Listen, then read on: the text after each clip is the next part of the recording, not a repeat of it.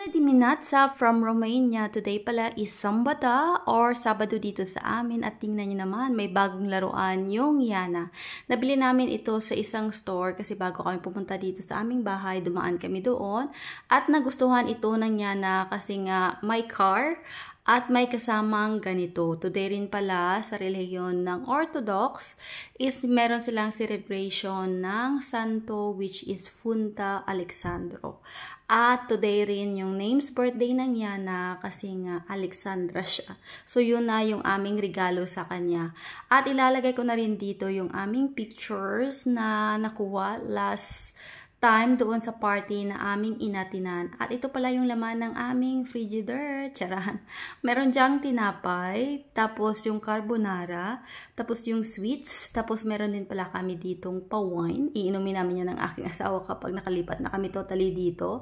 Merong dalawang gatas, ketchup, tsaka mayonnaise. Tapos kukunin ko itong carbonara kasi nag-crave ba ako. Naglagay na rin ako dito ng tubig sa aming frigidaire para naman makainom ako ng malamig na tubig. Then, this is the time na bubuksan ko na itong aking carbonara. Nabili ito ng aking asawa last time. Initin ko lang ito sa microwave para naman mabilis yung aking pagkain at halina kayo kumain na tayo ng carbonara. Satisfied na naman ang aking cravings kasi nakain ako ng spaghetti. At yan pala yung aking asawa. Bali siya muna yung nagbabantay kaya na habang ako ay kumakain. At yan yung ginagawa ng sasakyan ng aking asawa, yung upuan namin doon sa may loob ng aming room. At bumalik na naman yung Yana sa kanyang paglalaro sa bago niyang upuan. At pumunta rin pala kami sa store na naman at nakabili ako nito para sa nagkapanigarilyo ba? Nakalimutan ko.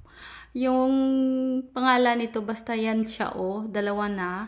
At nakasale siya, kaya binili ko. Ito naman is yung magiging regalo namin sa aming ninang kasi birthday niya tomorrow. Then, nakabili ulit kami nito para ito sa pinggan. Nakasale siya. Kaya binili ko na Gusto ko sana yung isang klaseng style na para siyang ginamagnet sa may gilid ng tawag dito, sa may gilid ng hugasan.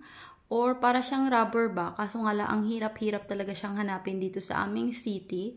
Kaya sabi ng aking asawa, ito na lang yung aming bibilin and cute naman siya, diba? For the meantime kasi, yan yung ginagamit ko, yung towel. Pero dahil nga nakabili na ako, so papalitan ko na yung towel na nilalagay ko dyan ng aking binili. At yan pala yung aking lagayan ng aking kutsara kapag ako ay nagpatulo isang akon nga hinugasan. Then, yan na siya. Nilalagay ko na yung pinggan na aking hinugasan. Diba?